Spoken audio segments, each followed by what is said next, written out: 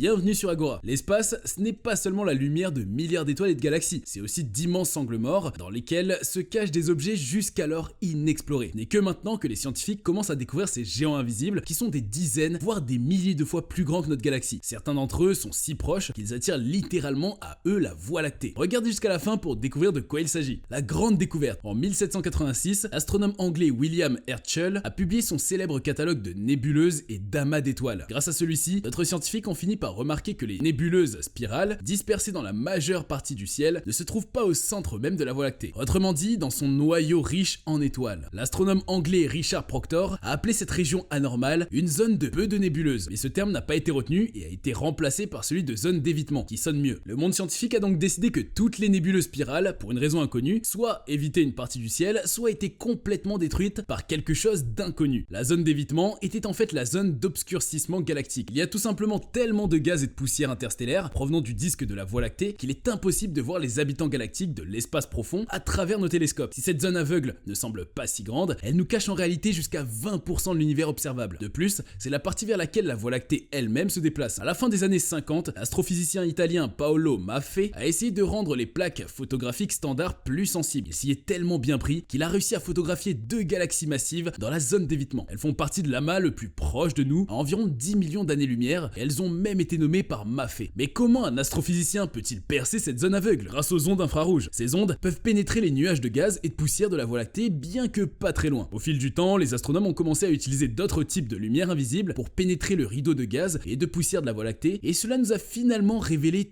tout un monde perdu de galaxies. Si cette étonnante galaxie cachée n'était pas tombée dans notre zone d'évitement, elle aurait rivalisé en luminosité et en beauté avec Andromède elle-même. Quel dommage! Cette petite galaxie spirale a d'abord été découverte grâce aux ondes radio, et ce n'est que plus tard qu'elle a été capturée par des télescopes infrarouges ultra sensibles et à plus de 20 millions d'années-lumière. Ce feu d'artifice stellaire exclusif ne peut être admiré que par des observatoires à rayons X, comme Chandra. À l'aide de radiotélescopes comme celui de l'observatoire Parkes en Australie, les scientifiques ont pu détecter environ 900 galaxies, auparavant invisibles dans la zone d'évitement, à des millions d'années-lumière de la Terre. Mais tout ceci n'est que des pièces éparses du puzzle, car même les méthodes d'observation révolutionnaires n'ont pas permis aux scientifiques de calculer avec précision les paramètres des galaxies cachées. En 2022, une équipe de scientifiques dirigée par l'astronome argentine Daniela Galdiano a finalement réussi à percer les profondeurs de la zone d'évitement à l'aide d'un ensemble massif de données provenant de différents observatoires. Les chercheurs ont réussi à découvrir une gigantesque structure extragalactique jusqu'alors complètement cachée. Il n'y a pas eu de découverte aussi importante depuis plusieurs décennies. Il s'agit en fait d'un amas gravitationnel de 9 à 58 galaxies situé à une distance de 2 milliards 700 millions d'années-lumière de la Terre, soit 10 fois plus loin que tous les objets précédents situés dans la zone d'évitement. Selon les astronomes, quelque chose parmi ces galaxies est en train d'aspirer la Voie lactée. Comment avons-nous réussi à trouver des milliers de planètes là où les télescopes sont littéralement aveugles? Au XVIIIe siècle, Sir Isaac Newton affirmait avec confiance que d'autres étoiles avaient des planètes autour d'elles, tout comme le Soleil, mais même les meilleurs télescopes de l'époque ne pouvaient pas les voir. Chaque étoile, avec sa lumière brillante, créait une zone aveugle autour d'elle dans lesquelles des corps célestes de la taille de la Terre ou même de Jupiter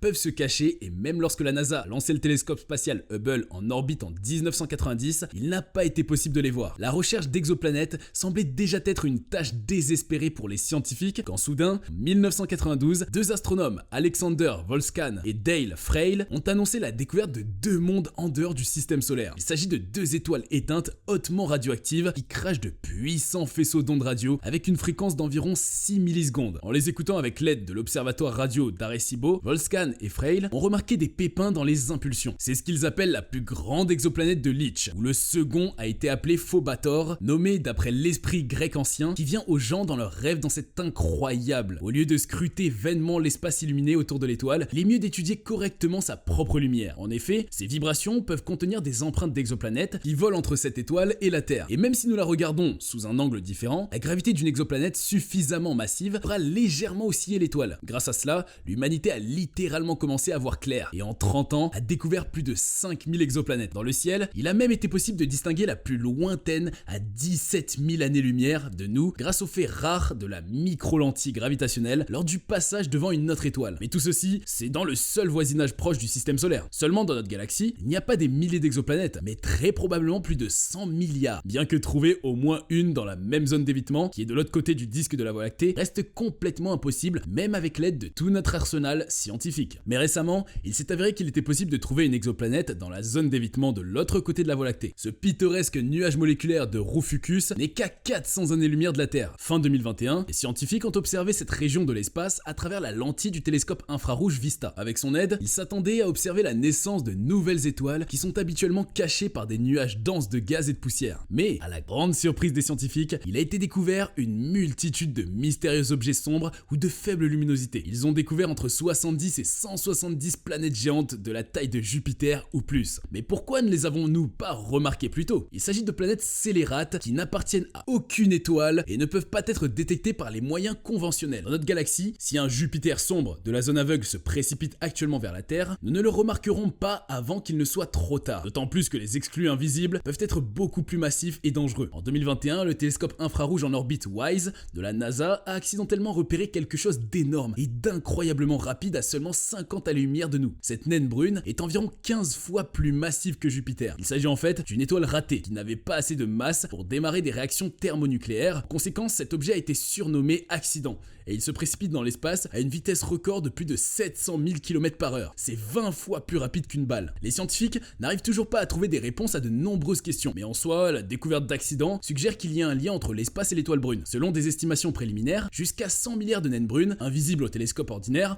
pourraient se cacher dans la Voie lactée. Heureusement, notre nouveau télescope infrarouge James Webb, avec son miroir colossal et ses détecteurs ultrasensibles, nous permettra d'en savoir plus sur la Voie lactée et sur les naines brunes. Les scientifiques sont souvent déconcertés par la nature même de ces objets. Ces dernières années, les astronomes ont rencontré de plus en plus d'objets exotiques dans l'angle mort de l'espace et ils ont remis en question tous les acquis de l'humanité en termes de connaissances scientifiques. Ces découvertes effrayantes et intrigantes ont été rendues possibles par le même télescope orbital WISE. Ce n'est que 10 ans plus tard que les astronomes ont découvert un objet inhabituel à 10 000 années-lumière de la Terre dans les images de WISE. Il y avait dans un angle mort une lumière invisible formée par une bulle de gaz brillante et apparue dans l'infrarouge comme une sorte d'étoile. Mais lorsque les scientifiques ont calculé ces paramètres, ils n'en croyaient pas leurs yeux. Contrairement à la plupart des étoiles semblables au Soleil, cette étrange étoile compacte n'a pas de couleur et n'a donc pas d'éclat. Comme le Soleil, cette étrange étoile compacte n'a pas d'hydrogène ni d'hélium comme carburant. Et en même temps, elle brille 40 000 fois plus fort en créant un puissant vent stellaire à une vitesse de 16 000 km par seconde, soit 40 fois plus vite que notre Soleil. Ce qui constitue un record absolu dans l'espace, mais avec une étoile de telles caractéristiques, devrait être un géant bleu clairement visible. Les scientifiques sont restés perplexes jusqu'à ce qu'ils découvrent l'origine de cet objet. Selon les experts, au début, il y avait deux minuscules étoiles de naines blanches qui sont restées après la combustion d'étoiles semblables au Soleil. Mais il y a quelques milliers d'années, le vent stellaire s'est mis à souffler et elles sont entrées en collision formant un type d'étoile exotique que l'on trouve rarement dans l'univers. Au lieu de l'hydrogène et de l'hélium, elles brûlent des éléments lourds comme le carbone. C'est généralement le cas des géantes rouges et cette étoile formée par la collision de naines blanches est très compacte. C'est pourquoi elle brille si violemment tout en conservant la capacité de se cacher dans un nuage de gaz. Les astronomes pensent que nous avons beaucoup de chance. Dans quelques milliers d'années, le combustible carbone de l'étoile s'épuisera et une puissante explosion de supernova soufflera le voile de gaz et la chose invisible disparaîtra pour de bon. L'observatoire de Palomar en Californie les a utilisés les années 1950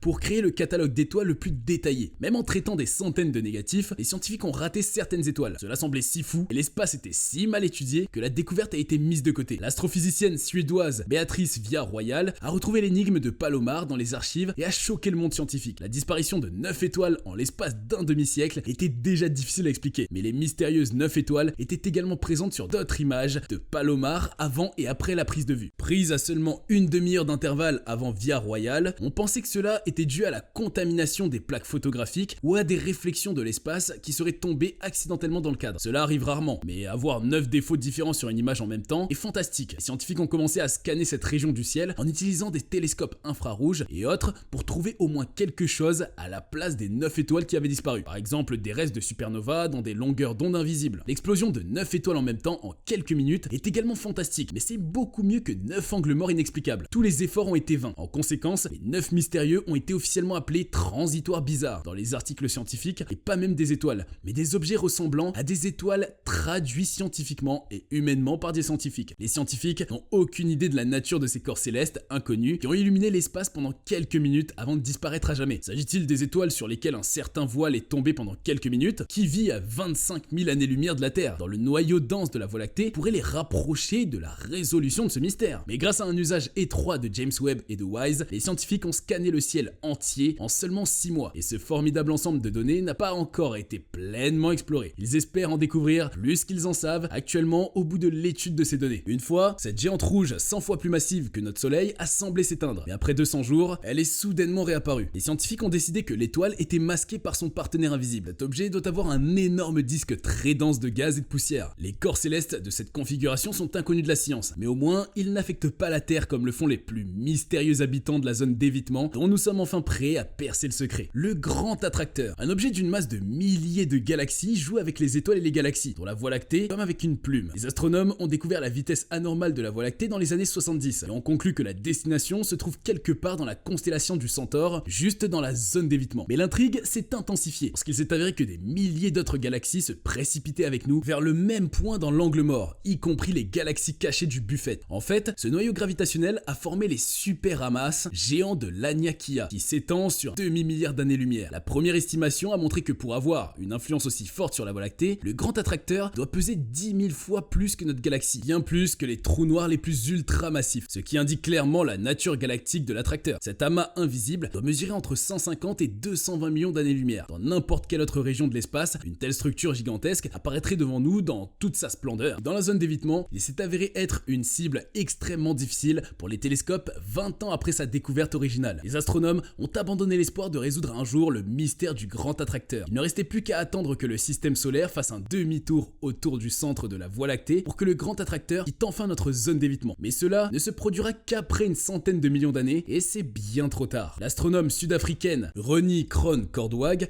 n'a pas voulu attendre en utilisant des télescopes à rayons X avancés dans les profondeurs de la zone d'évitement. Elle a découvert un énorme amas de galaxies Norma à une distance de 220 millions d'années-lumière de la Terre. Les galaxies se dirigent vers le centre de l'amas Norma 3 fois plus vite que la Voie lactée à une vitesse de 1900 km par seconde. À cause de cela, il y a un effet d'impact qui fait sortir le gaz de la galaxie et la rend stérile. Est-ce que la Voie lactée subira le même sort terrible? Cependant, des calculs plus poussés ont montré que l'amas Norma est 10 fois plus léger que le supposé grand attracteur. Et pourtant, la localisation très similaire dans la zone d'évitement et surtout la coïncidence des distances ont conduit les scientifiques à croire que l'amas Norma n'était rien d'autre que le noyau du grand attracteur. Ses parties extérieures plus massives étaient donc encore visibles. Les astronomes pensent aujourd'hui qu'il s'agit du monstre le plus énorme de la zone d'évitement, avec une masse estimée à 10 000 voies lactées, située à 840 millions d'années-lumière. Le même astronome, Ronnie Kroon-Cordwag, a repéré le super amas Fela, environ 1000 fois plus massif que notre propre galaxie. Il semble que la vitesse de 600 km par seconde de la Voie lactée soit entraînée par les super amas Norma et Fela. Il se trouve qu'ils sont sur la même ligne par rapport à notre galaxie et dans la même zone aveugle. Cela signifie que la Voie lactée n'attend pas une chute catastrophique vers le noyau universel,